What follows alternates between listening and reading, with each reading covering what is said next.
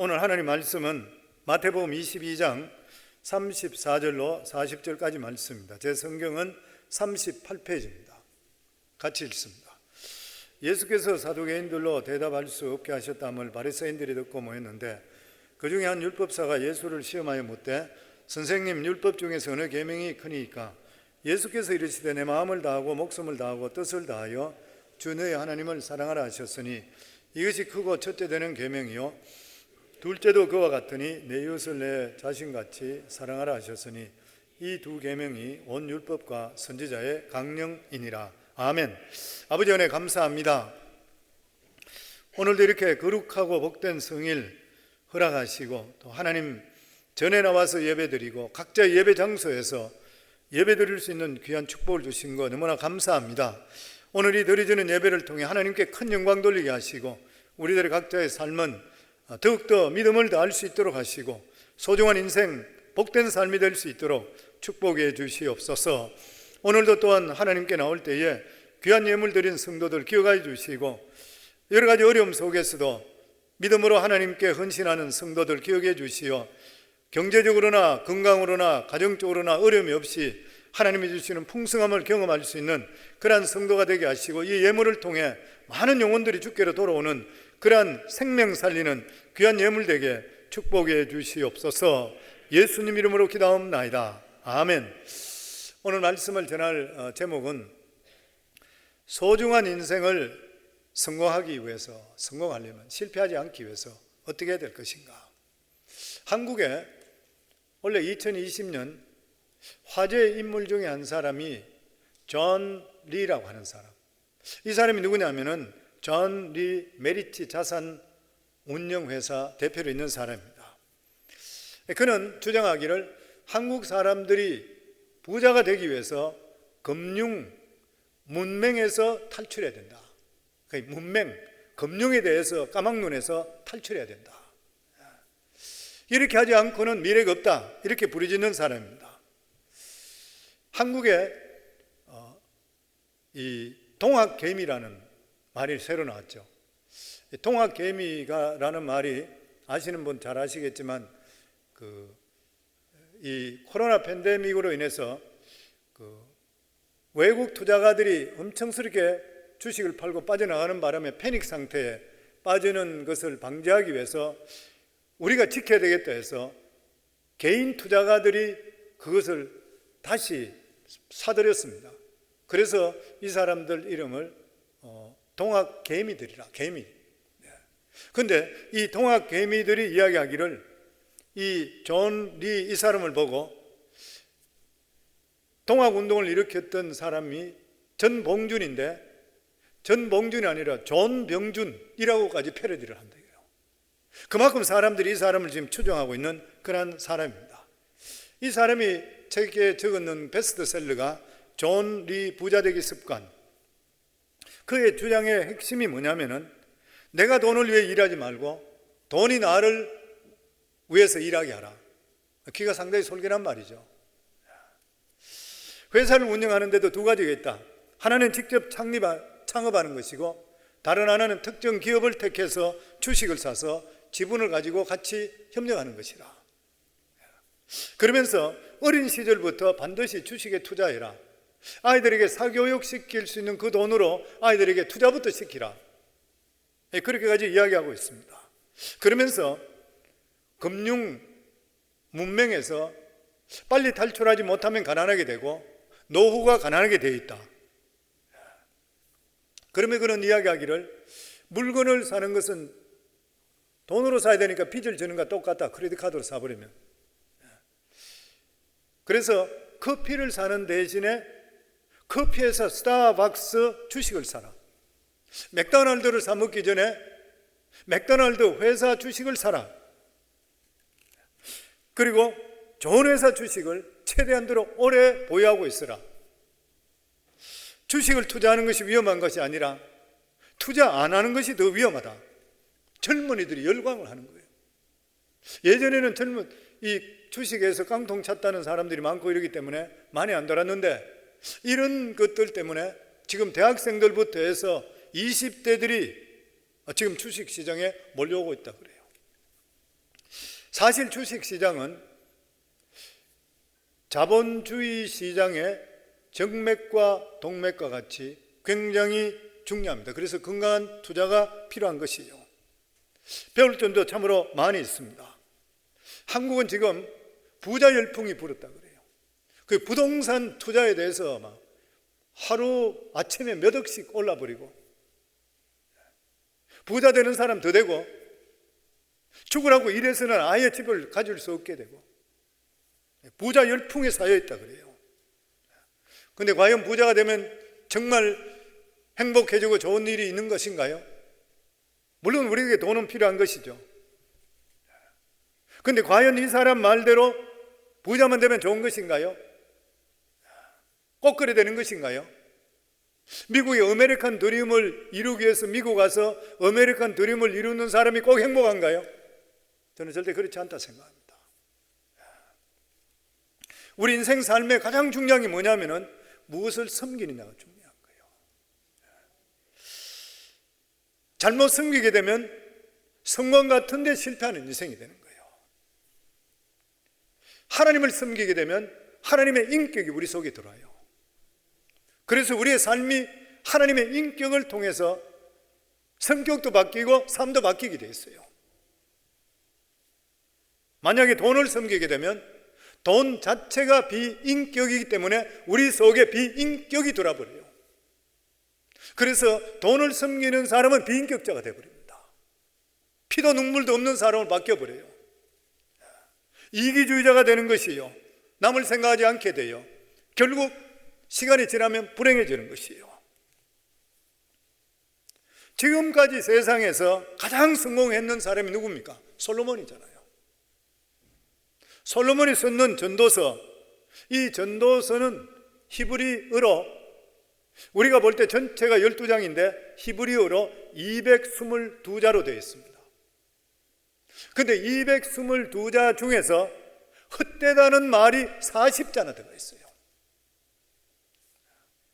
모든 것을 다 누렸던 사람, 돈도 그렇게 많고 음도 많고 금도 많았던 사람, 여자도 많았던 사람, 이랬던 사람이 자기가 실제로 삶을 말년에 되돌아보니까 바람을 잡는 것 같고 헛되었다. 결과적으로 세상에서 원하는 것을 추구하는 것은 헛된 것이라.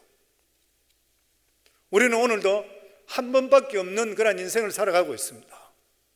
우리가 이 소중한 인생을 살아가면서 성공하려면 두 가지 성공해야 됩니다. 하나는 하나님 앞에 섰을 때 실패하지 않은 인생이라고 인정받아야 돼요. 그리고 두 번째는 우리가 실제로 이 세상에 살아가며 내 스스로 내 인생에 후회하지 않고 만족한 삶을 살아야 돼요. 이 두 가지가 만족돼야지 그 사람은 성공한 삶입니다. 그런데 솔로몬이 자기 말년을 돌아보고 마지막에 적었는 말이 전도서 12장 13절에 보면 일의 결국을 다 들었으니, 지금까지 삶을 다 돌아봤을 때 하나님을 경외하고 그 명령을 지킬지어다, 이것이 모든 사람의 본분이라. 무슨 말이에요? 인생의 해답은 어디에 있냐면 하나님을 경외하고 하나님의 명령을 지키는 삶이다. 딱 그 말씀입니다. 성공하고 싶으세요? 실패하지 않기를 원하세요? 딱 두 가지입니다. 하나님을 경외하고 그리고 명령을 지키는 삶. 우리 인생의 삶 속에서 하나님을 만나지 못하면 자기가 누군지 몰라요. 이 세상에 아무리 박사를 하고 아무리 노벨상을 받고 아무리 똑똑한 사람이라 하더라도 하나님을 만나기 전까지는 내가 누군지 모르기 때문에 지식이 많을수록 더 헛된 것이고요, 더 고민하게 됐습니다. 그래서 해밍웨이 같은 사람은 노벨상까지도 받고 수많은 사람이 추종했고 결혼도 몇 번에 5번이나 했다 그러죠. 하고 여자들도 자기가 원하는 사람 구했고 그렇게 다 살았지만 결국 나이 들어서 어떻게 되는 것이에요? 인생에 너무 허무하니까 내 인생은 정말 전구 끊어지는 그런 자 똑같다. 그러면서 엽청으로 자살해 죽는 거예요. 그렇게 다 가지고 있는데도 불구하고 그래서 인생의 가장 중요한 것이 뭐냐면 하나님을 만나는 거잖아요. 하나님을 알아야지 내가 누군지 알고, 하나님을 알아야지 내가 무엇 때문에 살아가야 되는지 알고, 하나님을 알아야지 내가 죽고 나서 어떻게 된다는 걸 아는 것이에요. 그 인생의 가장 중요한 게 뭐예요? 하나님을 아는 것이거든요. 만약에 하나님을 모르게 되면 인생의 욕망을 따라가게 되어 있습니다. 욕망을 따라가게 되면 나중에 지나보면 바람 잡는 것과 똑같은 것이라. 왜냐하면 인생의 욕망은 아무리 채워도 만족이 없기 때문에 그래요. 가난하게 살던 사람이 돈이 생기면 굉장히 만족합니다. 그런데 돈이 많이 생기면 돈을 어떻게 써야 될지 몰라요. 돈은 오히려 벌기가 쉬워도 쓰기가 아주 힘든 것이에요. 결국 방법을 모르니까 어떻게 하는 것이에요? 좋은 집, 좋은 차, 사치하게 돼요. 계속 사치할 수밖에 없어요. 그래서 절부들의 특징이 뭐예요? 사치라고 그러잖아요. 남한테 보여주기 위해서, 과시하기 위해서. 그래서 보석도 사고, 그래서 많이 해봤는데 해보니까 자꾸 시시해. 별로 이제는 재미가 없어. 그러니까 도박이 들어가는 거예요. 빠진거 같은 거하고 도박이 들어가는 거예요. 도박하면서도 별 재미없어. 환락에 빠져서 들어가는 것이에요. 마약하게 되고 인생 폐인되는 사람이 얼마나 많이 있는지를 모르는 것이에요. 그래서 성경에 보면 우리에게 말씀하시는 것이 전도 12장 1절에 보면 너는 청년 때에 젊어서부터 너의 창조주를 기억하라. 하나님을 기억하고 살아라. 곧 공고한 날이 이르기 전에 나는 아무 낙이 없다고 할 해들이 가깝기 전에, 너희들이 마지막 기 되기 전에, 인생에 후회하기 전에 하나님을 기억하라. 우리 인생은 마치 단 한 번 주어진 영생의 기회를 잡기 위해 달려가는 것과 똑같습니다. 우리가 구원열차를 타기 위해서는 희생할 각오를 할 수가 있어야 되는 것이에요. 그런데 이렇게 희생하지 않으려고 하는 사람, 넓은 길로 가는 사람은 멸망하는 것이에요. 그래서 하나님을 믿는다는 것은 엄청난 모험입니다. 내 인생 다 드려야 되니까. 내 인생 내 마음대로 사는 것이 아니라 하나님께서 원하는 삶을 사는 것이 믿음의 삶이잖아요. 오늘 예배당에 나오는 것도 집에서 그냥 편안히 있고 아니면 놀러 가고 이래 가는 것이 아니라 이 날은 하나님의 날이라 하나님께 나오잖아요. 희생이잖아요. 하나님께 물질 드려, 피 같은 물질을. 그 내 인생 살 때 내 마음대로 하지 않고 하나님께서 원하시는 거, 기뻐하는 거 한다고 해서 내 자신의 삶을 절제하며 살잖아요. 엄청난 희생인 것이죠. 그래서 하나님을 믿는다는 것은 모험이에요. 모험이기 때문에 하나님을 만나셔야 돼요. 실체를 만나셔야 되는 거예요. 그래서 신앙은 도박이라고 그래요. 파스칼이. 우리가 확실하고 생각할 때는 모험할 수 있는 용기가 있어야 되는 거예요. 사도 바울은 다메섹 도상에서 예수님을 만나고 나서 한 번도 예수님을 떠난 적이 없습니다. 자기 인생을 다 쏟아부었는 것이에요. 인생의 가장 행복한 사람이 무엇이에요? 내 인생 전체를 바칠 수 있는 진리를 발견한 거잖아요. 사랑하는 성도님들, 진리를 발견했습니까? 예수님 확실히 믿으시는가요? 확실한가요? 확실한 것에 투자하셔야 되잖아요. 우리가 100% 투자하고 있는가요? 아니, 확실하다 그러면서 왜 100% 투자 못해요? 하나님이 확실히 계시고 하나님의 다른 길이 없다 그러면 딴 길을 돌아보지 말아야 되잖아요. 딴 길 돌아본다 말은 확실치 않다는 것이거든. 아직 내 것이 있다는 것이거든요. 하나님을 경외한다는 말 뜻이 뭐예요? 하나님을 두려워하고 하나님을 사랑하기 때문에 내 인생 모든 것이 하나님 손에 있습니다. 하나님 나를 이끌어 주시고 나는 아무것도 할 수 없으니까 하나님 끌고 가주세요. 저는 우리 성도들이 그래 되기를 주 이름으로 축원합니다. 그래야 실패 안 해요. 그래야 세월이 지나더라도 후회를 안 해. 그리고 두 번째가 하나님의 명령, 계명을 지키라 그랬어요. 하나님의 백성은 하나님 명령, 계명을 지키고 살아라. 이스라엘 백성들은 특이한 백성입니다. 출애굽 당시에 이스라엘은 전혀 땅도 없었어요. 나라도 없었어요. 군대도 없었어요. 전쟁 무기도 없었던 것이에요. 그들은 군사력도 없었고 경제력도 없었습니다. 그런데 모세가 이스라엘이 가나안 땅을 차지하고 잘 살 수 있는 길이 있는데 그것이 뭐냐면은 오직 하나님 말씀 붙들고 지키는 거라. 그렇게 이야기했어요. 그러면 이스라엘 백성들이 이 험한 세상에서 망하지 않을 뿐만 아니라 아주 큰 축복의 나라가 된다. 즉 이스라엘은 하나님 말씀 붙들고 사는 게다. 하나님 백성은 하나님 말씀 붙드는 것이라. 그런데 이 말씀을 이스라엘 백성들이 처음에 이해를 못했어요. 왜냐하면 자기가 들어가야 될 가나안 땅은 문명이 자기보다 훨씬 더 발달되어 있었고, 또 뿐만 아니라 철병거 무기들도 아주 신무기로 갖춰져 있었어요. 자기들은 그런 거 하나도 없었어요. 자기는 그 사는 거 도저히 비교할 수가 없었는 것이에요. 근데 하나님께서 뭐라고 그랬습니까? 너희가 내 말만 듣고 순종만 하면 내가 너희들 대신 사와준다. 그렇게 하셨어요. 이 하나님께서는 오늘도 똑같은 말씀 우리에게 해주시고 계세요. 하나님은 어제나 오늘이나 영원토록 동일하시게 살아 계시기 때문에 그래요. 오늘도 우리가 하나님 명령과 말씀을 보여잡으면 우리 인생 하나님 대신 싸워주시고 승리케 만들어 주신다 그래요. 이스라엘에 사는 길이 바로 이 길이었다면 영적으로 이스라엘 되어 있는 우리들도 사는 길이 바로 그 길인 것이에요. 그래서 우리가 만일 이 세상에 살아가면서 하나님 없이 성공하고 출세 있는 그런 사람 길을 따라간다면 그 사람은 반드시 망하게 되어 있습니다. 신명기 4장 1절에 보면 이스라엘아 이제 내가 너에게 가르치는 규례와 법도를 듣고 준행하라. 그러면 너희가 살 것이요 너희 조상 하나님 여호와께서 너에게 주시는 땅에 들어가서 그것을 얻게 되리라. 모세는 이스라엘 백성들에게 세상에서 망하지 않고 분명히 사는 길을 제시한 것이 이제 내가 너에게 가르치는 규례와 법도를 준행하면 너희는 반드시 산다. 어딜 가더라도. 그 말씀입니다.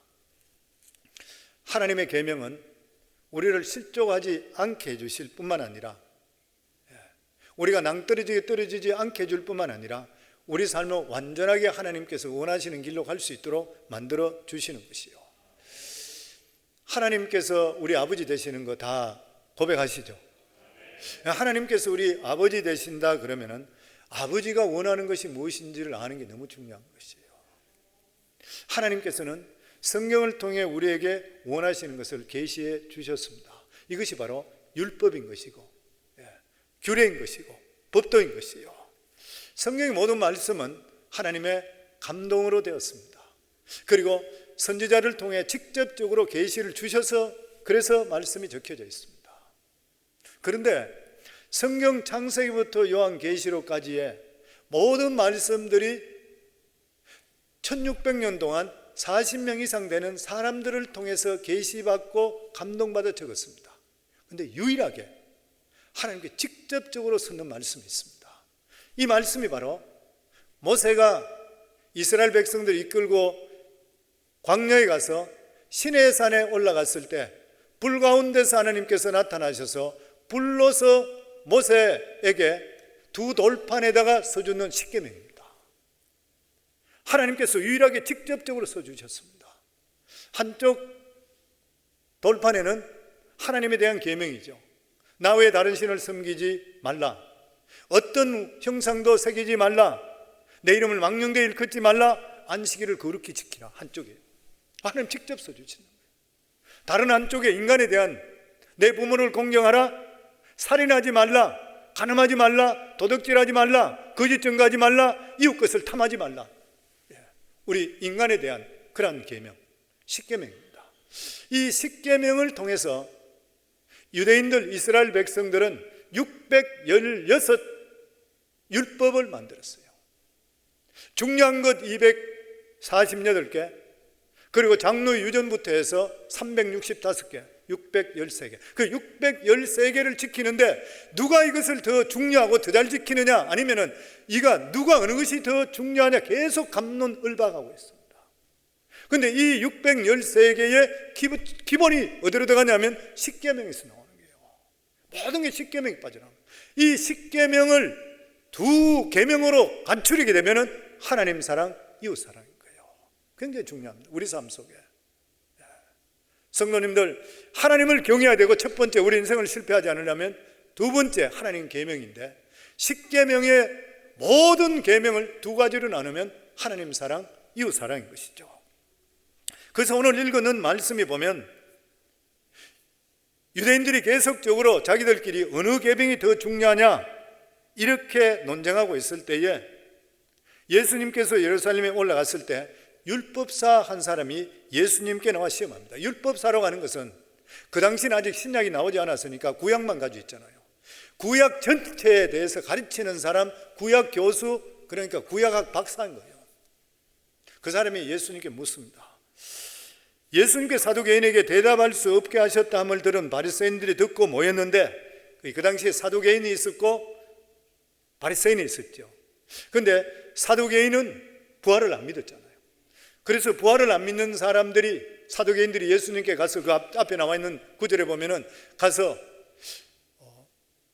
형제가 있는데, 7 형제가 있는데 형제들이 차례차례 다 죽어서 법도에 따라서 동생들이 그 형수와 결혼했는데 나중에 부활이 되면 대간절 누구 부인이 됩니까? 그렇게 물었잖아요.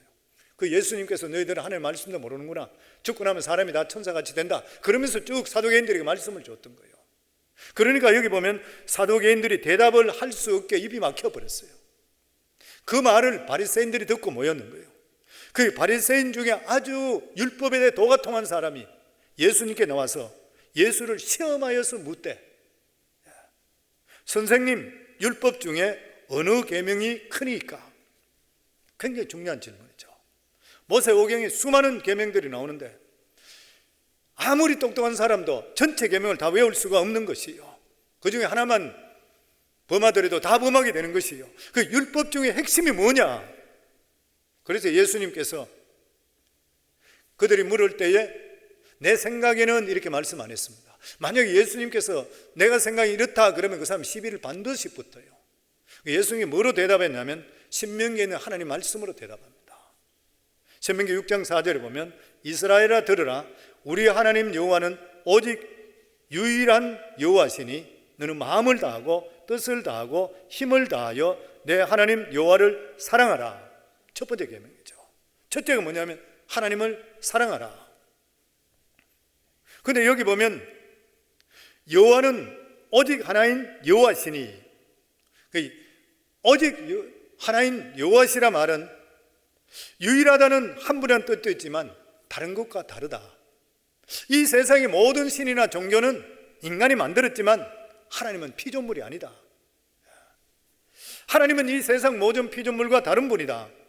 하나님은 우리보다 먼저 계셨고 우리가 하나님을 만든 것이 아니라 하나님께서 우리를 만드셨다. 그렇기 때문에 우리들은 당연히 하나님 말씀을 들어야 된다. 그런데 이 피조물이 어떻게 하나님께 모든 것을 맞출 수가 있는 것인가? 그 거룩하신 하나님께 절대로 맞출 수 없습니다. 그런데 하나님께서 우리에게 다른 것을 요구하지 않으시고 오직 뭐라고 했냐면 이스라엘아 들으라. 들으라 그랬어요. 하나님은 우리가 오직 하나님 말씀 듣기를 원하고 계세요. 우리는 절대로 하나님을 온전히 사랑할 수 없습니다. 우리 재산을 다 팔든 내가 목숨을 다한다 하더라도 절대로 하나님 수준을 만족시킬 수가 없는 것이에요. 그래서 하나님께 다른 것은 일체 요구하지 않으시고 말씀을 들으라 그랬어요. 우리가 하나님을 사랑하는 방법이 뭐냐면은 첫 번째가 하나님 말씀을 듣는 것이에요. 오늘도 이렇게 예배당에 와서 말씀 듣는 분 복 있는 줄은 믿습니다. 오늘 예배 드리는 모든 분들에게 하나님의 귀한 복이 임하기를 주의 이름으로 축원합니다. 왜 그러냐면 말씀은 살아있다 그랬잖아요. 말씀은 살아있기 때문에 말씀을 들으면 변화의 역사가 임하는 것이에요. 말씀을 들어야지 믿음이 생깁니다. 믿음은 들음에서 난다. 들으면 그리스도의 말씀으로 말미암는다. 그리고 말씀을 듣게 될 때에 믿음이 들어오게 되니까 하나님을 신뢰하게 되는 거예요. 이게 하나님을 사랑하는 거예요. 우리가 성도님 하나님 사랑한다 사랑 얼마나 사랑하겠어요. 하나님 눈에도 보이지 못했는데. 그래서 어떤 때는 사랑하는 것 같고 어떤 때는 안 하는 것 같고 그게 우리 삶이에요. 그런데 하나님께서 네가 우리를 나를 사랑하느냐? 그럼 내 말을 들으라. 듣는 분에게 복이 있는 줄 믿습니다. 그러면서 27절에 보면 예수께서 이르시되 내가 마음을 다하고 목숨을 다하고 뜻을 다하여 주 너희 하나님을 사랑하라. 마가복음에는 내 마음을 다하고 목숨을 다하고 뜻을 다하고 힘을 다하여 주 너희 하나님을 사랑하라. 여기 보면 하나님을 사랑하는데 그냥 사랑한다고 말만 해서 되는 것이 아니고 마음을 다해서, 마음을 다한다는 것이 무엇이에요? 우선순위를 하나님께 두는 거예요. 모든 것을 하나님께 둬요. 공부를 해도 하나님 위해서, 장사를 해도 하나님 위해서, 돈을 벌어도 하나님 위해서. 이게 마음을 다하는 거예요. 목숨을 다하고, 세상이 제일 중요한 게 목숨이요. 내 목숨이 끊어지는 일이 있더라도 하나님 배반하는, 하나님 붙들겠다는 거예요. 그리고 여기에 뜻을 다하고, 예수 믿는 거 맹목적으로 믿는 것이 아니라는 것이요. 하나님을 확실히 알고 이성적으로 믿어야 돼요. 알아야 돼요. 그리고 힘을 다해서 의지적으로 노력해야 돼요. 믿으면 가만히 있어도 되는 일이 결코 아닌 게, 기도해야 되고 말씀 받아야 되고 의지적으로 다 할 수가 있어야 되는 것이요. 그런데 이 말씀대로 우리가 이 세상에 살라 그러면 세상에 갭이 너무 많아서 꼭 실패할 것 같이 느껴질 때 있습니다. 그런데 성도님들, 우리가 믿음으로 살 때에 실패하더라도, 하는 것들에도 결국 하나님께 선하게 합력의 선을 이루어주는데, 어려움이나 고통이 있더라도 그것을 통해서 내가 믿음 안에 살았다고 하나님께 영광 돌릴 수 있는 우리가 될 수 있기를 주 이름으로 축원합니다. 그 일을 통해 반드시 하나님께서 더 좋은 일로 우리에게 역사해 주시게 되어 있는 것이에요. 우리의 미래와 우리의 모든 살고 죽는 것은 하나님 말씀, 이 규례와 하나님 말씀에 걸 수가 있으셔야 돼요. 그렇게 할 때 하나님께서 능력이 되셔서 우리 삶을 이끌어 주시게 되어 있는 것이에요. 그래서 하나님 사랑하는 것 첫 번째 계명이죠. 두 번째 계명입니다. 39절에 보면 둘째도 그와 같으니 내 이웃을 내 자신같이 사랑하라 하셨으니, 여기서 보면 순서적으로 첫째가 가장 중요하고 그 다음이 둘째라 이런 뜻이 절대 아닙니다. 여기 말씀에 보면 둘째도 그와 같으니, 둘째는 그와 같으니, 그러면은 두 번째 중요하다 생각하는 거예요. 근데 둘째도 첫째와 똑같다는 거예요. 하나님 사랑하는 것 그리고 이웃 사랑하는 것 같은 것이에요. 같이 내놨습니다. 사람들이 보면은 하나님 사랑은 잘해요. 근데 이웃 사랑 못합니다. 이웃 사랑 못하게 되면 신앙이 아직까지 어린 신앙이 돼요. 교회 아무리 신앙생활 오래 했다 한다 하더라도 내 살아가는 삶에 하나님은 사랑하는데 주위 사람을 사랑하지 못하면 하나님 오실 때 신앙이 연약한 자라. 그래서 우리 신앙생활에 핵심 두 가지. 첫째는 하나님을 경외하는데, 그럼 하나님 사랑하잖아요. 두 번째, 이웃을 사랑한다. 이웃 사랑한다. 많은 사람들이 하나님 사랑은 성공하는데 이웃 사랑은 실패합니다. 이웃 사랑이란 무슨 말입니까? 사람 사랑에 실패한다는 거예요. 사람 사랑을 못한다는 거예요. 누가복음 10장에 보면 사마리아인 예화, 너무나 잘 아는 예화가 나와 있습니다. 한 율법사가 예수님께 나와서 예수님을 시험하려고, 내가 무엇을 해야 영생을 얻겠습니까? 그러니까 예수님께 율법에 뭐라고 기록되었더냐?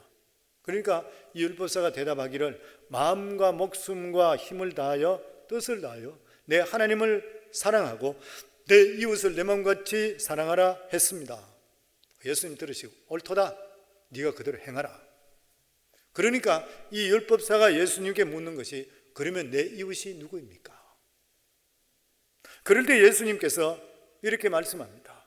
한 사람이 예루살렘을 떠나서 여리고로 내려가다가 강도를 만나서 다 잃어버리고 강도에게 엄청스럽게 두들겨 맞고 옷도 뺏기고 그 반 죽게 버려졌다. 그랬을 때에 그것을 지나가는 제사장도 지나가고 레위인도 지나가고, 근데 그들은 보고 그냥 지나갔다. 그런데 사마리아인 너희들이 볼 때 개라고 생각하는, 택함받지 못했다는 그 사람이, 사마리아 사람이 지나가다가 그것을 보고 말에서 내려 그 사람을 부위를 살펴보고 치료하고 그리고 실어서 객주까지 가지고 데려가서 그곳에서 상처를 치유하고 떠나면서 언잎 두 잎을 그 주인에게 주면서 이 사람을 계속 보살펴 주세요. 그리고 만약에 돈이 들려면 내가 돌아오는 길에 갚겠습니다. 그리고 갔다. 그러면서 예수님께서 이 율법사에게 누가 이 상처 입은 자에게 이웃이냐. 그러니까 이 율법사가 이야기하기를 자비를 베푼 자입니다. 너도 그같이 해라. 그가 네 이웃이라. 성도는 우리가 예수 믿으면 실수하기 쉬운 게 이겁니다. 교회 신앙생활 잘해요. 11조도 해요. 믿음 생활 잘해요. 하나님과 관계는 발라요. 그런데 사람을 사랑하지 않나요? 내 이웃을 사랑하지 않아요. 내 이웃에 대해 관심이 없어요. 저 사람이 무슨 일이 일어나는지 나하고 전혀 관심 없어요. 나만 하나님 관계에 축복받으면 된다고 생각해버려요. 그런데 반드시 그것은 나중에 가면 후회하게 되어 있습니다. 하나님께서 우리에게 요구하시는 것이 하나님을 사랑하는 만큼 네가 진짜 내 사랑을 받았냐? 그러면은 이웃, 사람을 사랑하라. 성도님, 사람을 믿지는 못해요. 왜냐하면 사람한테 자꾸 상처를 받으니까. 사람을 믿지는 못하는 경우들이 생기지만 그래도 그 사람을 사랑해야 돼요. 사랑해야 되는 것이요. 제사장과 레위인의 문제가 뭐였었습니까? 상처받은 사람, 치료할 사람에 대해서 무심하게 지나가 버렸어요. 관심을 전혀 두지 않았습니다. 무관심했는 것이요. 무관심은 죄입니다. 성도님, 부부간에 살아갈 때도 그렇잖아요. 부부간에 살아갈 때도 무관심하면은 그 사람 헤어지는 것과 똑같아요. 관심을 가져주는 것이요. 우리가 하나님께 받았던 그 큰 은혜가 많다면 당연히 관심을 받아줘야 되잖아요. 오래전에 소개되었던 로베레 장군이라는 영화가 있었습니다. 2차 대전 중에 독일군이 프랑스를 점령했는데 그때에 저항했던 레지스트랑스들이 수도 없이 잡혀와서 처형을 받았습니다. 그런데 이 잡혀왔는 사람 중에 저항운동에 전혀 참석한 적이 없다가 어쩌다가 잘못하게 잡혀 들어간 사람이 있었어요. 이 사람 너무 억울했습니다. 다른 사람은 저항운동하다가 가담해서 잡혀와서 처형당하는지 당하게 되니까 마땅할지 모르지만 자기는 그냥 돈이나 벌고 먹고 살기 위해서 자기 유익에 그냥 살다가 어떻게 억울하게 잡혀들었어요. 처형당하게 되는 거예요. 그러니까 소리 지릅니다. 나는 아무것도 하지 않았다. 나는 아무것도 하지 않았는데 내가 왜 이렇게 억울한 죽음을 당해야 되는 것인가? 나는 억울하다. 그러니까 옆에 있는 저항운동 하는 사람 한 사람이 조용히 이렇게 이야기했습니다. 당신은 아무것도 하지 않았다는 그것이 잘못이다. 당신은 아무것도 하지 않았던 그 사실만으로 죽고 마땅하다. 전쟁이 5년 동안이나 계속됐고 모든 것들이 파괴되고 수백만 명이 무참하게 피를 흘리고 조국이 나치의 치하에서 이렇게 고통을 당했는데 도대체 당신은 무엇을 했기에 아무것도 하지 않았다는 것인가?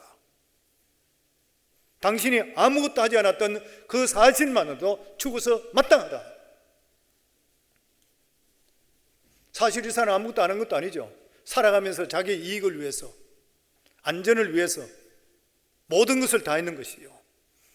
그러면서도 불구하고 다른 사람이 죽어가고 있는데도 불구하고, 그리고 조국이 위태한데도 불구하고 아무것도 하지 않았던 것이 무관심했습니다.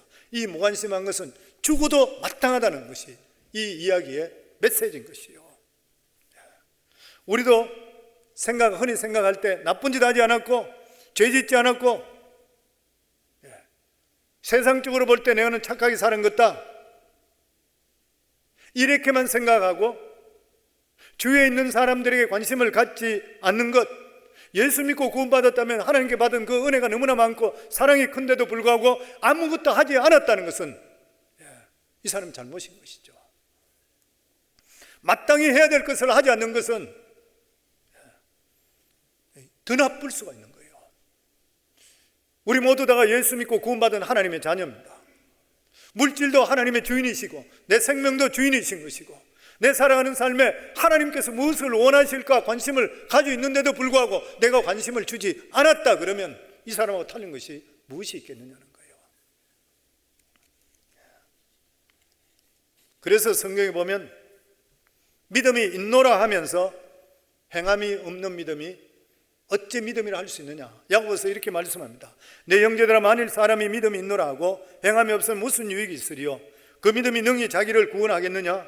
만일 형제나 자매가 헐벗고 일용할 양식이 없는데 너희 중에 누구든지 그에게 이르되 평안히 가라, 덥게 하라, 배부르게 하라며 그 몸에 쓸 것을 주지 않으면 무슨 유익이 있으리요? 이와 같이 행함이 없는 믿음은 그 자체가 죽은 것이라. 살아있는 믿음은 하나님의 계명을 받았다면 지켜야 되는, 순종해야 되는 것이에요. 요한일서 3장 18절에 오면 자녀들아 우리가 말과 여로만 사랑하지 말고 행함과 진실함으로 하자. 이 사마리아인은 최선을 다해 피투성이 되는 강도 맞는 사람을 도와주었는 것이요. 성도님, 마태복음 25장에 보면 마지막 심판이 어떤 심판이냐, 34절부터 나와 있는데 그 앞에 소자 하나에게 했는 것이 나에게 한 것이라 그러면서 축복하는 말씀과 그 뒤에 보면은 41절 보면 또 왼편에 있는 자들에게 이르되 저주를 받을 자들아 나를 떠나 마귀와 그 사자들을 위하여 예비된 영원한 불에 들어가라. 내가 줄일 때에 너희가 먹을 것을 주지 아니하였고 목마를 때에 마시지 아니하였고 나그네 되었을 때 영접하지 아니하였고 헐벗을 때에 옷 입히지 아니하였고 병들었을 때와 옥에 갇혔을 때에 돌보지 아니하였느니라 하시니 그들이 대답하여 이르되 주여 우리가 어느 때에 주께서 줄이신 것이나 목마르신 것이나 나그네 된 것이나 헐벗으신 것이나 병드신 것이나 옥에 갇힌 것을 보고 공양치 아니하더이까. 이에 임금이 대답하여 이르시되 내가 진실로 너희에게 이르노니 이 지극히 작은 자 하나에게 하지 않은 것이 곧 내게 하지 아니하는 것이라 하시리니 그들은 영벌에 의인은 영생에 들어가니라. 지극히 작은 자, 관심을 가져주는 것, 이웃사랑, 사람 사랑. 성도님, 사람 사랑하기 바랍니다. 제 자신이 하나님께 부름을 받을 때에 저는 제가 교회 집사장이 되고 나서 성도들 한 사람 한 사람을 생각하니까 새벽에 기도를 하는데 눈물이 나기 시작해요. 성도님들 삶이 너무 힘들어 보여.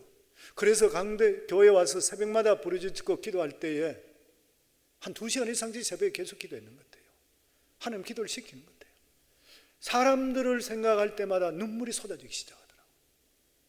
그리고 얼마 있지 않아서 하나님께서 내 양을 쳐라 주의 종으로 불러내시는 거예요. 나는 그것을 보고 지금까지도 생각하는 것이 뭐냐면은 사람을 사랑하는 마음을 갖는 게 하나님을 가장 귀하게 생각합니다. 사람을 사랑하는 것. 사람한테 배반당할 수 있습니다. 인생을 살다 보면 온갖 일 다 당하잖아요. 그럼에도 불구하고 하나님께서 오늘 주시는 말씀이 무슨 말씀이에요? 너 인생을 정말 후회 없는 삶을 살길 원하느냐? 마지막 순간까지 너희는 잘 살았다 인정받을 수 있느냐? 솔로몬이 이야기했는데 첫째로 하나님을 경외하는 삶. 모든 삶의 초점이 하나님 경외에 맞춰져야 된다. 말씀 중심, 예배 중심, 그리고 내 주인은 하나님이시다 고백하고 사는 것인데, 두 번째 계명을 지키는데 첫째는 하나님을 사랑하는데 온전하게 사랑하라. 그리고 그 사랑과 같은 반열로 두 번째 계명인데 두 번째 계명도 이웃을 사랑하라, 사람 사랑하라. 그러면서 마지막 절에 보면 이 두 계명이 온 율법과 선지자의 강령이라. 성경 전체 율법과 하나님의 계시를 받은 선지자가 주는 그 강령이 다 포함한 것이 뭐냐면 하나님을 사랑하고 사람을 사랑하는 거라. 지금 그 말씀하고 있습니다. 사랑하는 성도님들, 한 번뿐인 우리 인생을 정말 아무리 돈을 많이 벌었다 하더라도, 아까 처음에 나왔던 소개했는 것 마찬가지로 존니 부자 되는 법, 아무리 부자가 됐다 하더라도 하나님을 경외하지 않는다면 그 돈이 무슨 소용이 있으며, 아무리 돈을 많이 벌었더라도 그것을 하나님 기뻐하는데 사용하지 못하고 나중에 세월이 지나면 어느 순간에 그 목숨 그 다음에 무슨 쓸데가 있는 것인가? 한 번뿐인 인생 실패하지 않으려면 우리의 모든 삶이 하나님께 초점을 맞추기를 주의 이름으로 축원합니다. 그리고 이웃사랑, 사람 사랑하기 바랍니다. 아멘. 그러면은 그 인생은 반드시 복 있는 삶, 성공한 삶이 되는 거예요. 저는 우리 성광교회 성도님 모두 다가 이러한 삶으로 복된 삶이 되기를 주의 이름으로 축원합니다. 우리 이 시간 기도하겠습니다. 우리 합심해서 하나님께 기도할 때에 하나님, 저희 삶이 하나님을 경외하고 후회하지 않는 삶을 살기 위해서 하나님을 경외하고 하나님을 사랑하고 그 받은 사랑 때문에 이웃을 사랑하는데 사람을 사랑하게 해주소서. 오늘 이 시간 주여 3번 부르며 하나님께 기도합니다. 주여, 주여, 주여. 아버지 하나님 감사합니다. 오늘 이 시간 하나님 아버지 주의 말씀을 받았습니다. 하나님 아버지 주님께서 오늘 말씀하시는 대로 정말 하나님을 경외하는 삶, 또 하나님 관계는 잘 되어 있더라도 아버지 이웃 관계, 아버지 하나님 정말 사람을 사랑할 수 있는 저희들 될 수 있도록 주님 도와주시옵소서. 그래서 아버지 하나님 우리의 삶이 정말 성공한 삶, 후회 없는 삶이 다 될 수 있도록 축복해 주시옵소서. 예수님 이름으로 기도하옵나이다. 아멘.